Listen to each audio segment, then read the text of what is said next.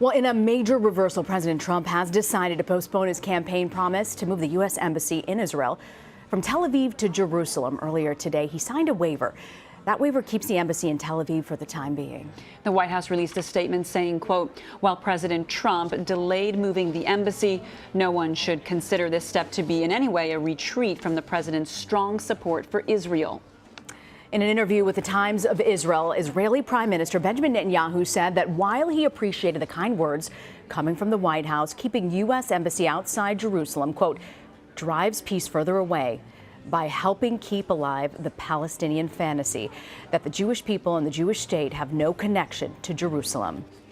Amir Tabone covers Washington, D.C. for Israel's Haaretz newspaper. Amir, thank you so much for joining us. So we know moving the U.S. Embassy from Tel Aviv to Jerusalem was one of President Trump's biggest campaign promises. How do you think this decision affects him with those who supported him based on that promise?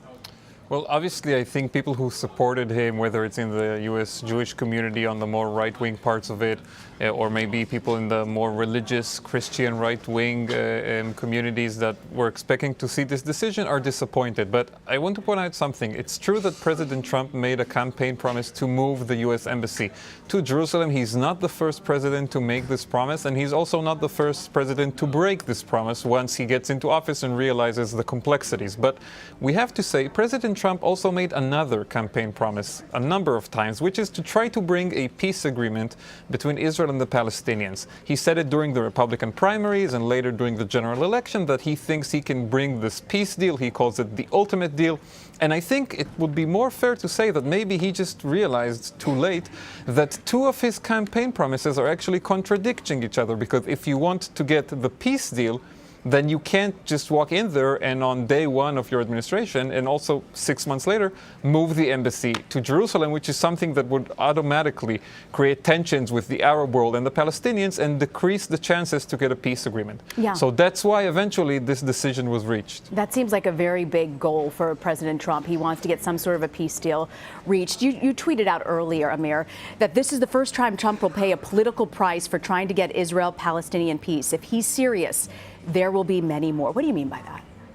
Well, obviously, now Trump is going to get some criticism from the Israeli government. We're already seeing the statement by Prime Minister Netanyahu and some ministers from the Likud party, the right-wing party currently ruling Israel, that are already saying this is disappointing. And I think we'll also see some of Trump's supporters in the United States saying, you know, this is not what we signed up for. We expected him to do it. But if Trump is really serious about getting this peace deal, then this is just the first instance in which he will have to disappoint some of his supporters. Because at the end of the day, if you want to get an Israeli-Palestinian peace deal, and Trump is talking about even a larger deal involving other Arab states in the region, so as Trump himself has said, both sides are going to have to make concessions. It's not going to be easy on anyone. And if he's serious about this, if he's really going to push for it, then more of his supporters on the more right-wing parts of the Israeli political spectrum or U.S. Jewish community are going to be disappointed naturally, because it will involve some steps that are not on the agenda of the current Israeli government. And Amir, we know, as you're talking about Benjamin Netanyahu saying that he, was, quote, disappointed by President Trump's decision. What kind of impact do you think this is going to have on their relationship? As we saw in the overseas trip, they certainly became quite good friends, it seemed. Yeah, actually, they both like to say that they've known each other for many years and they are close friends and they like working together. And I still think that for Prime Minister Netanyahu, this is an easier relationship than the one he had with the previous president, with Mr. Obama, or with President Bill Clinton in the 1990s. But I do think that, again, if Trump really is going to go for a peace deal here and start really putting pressure on both sides to move, sooner or later he will have a clash with Netanyahu, because it's just inevitable. Netanyahu right now is leading the most right-wing government that Israel has seen in decades.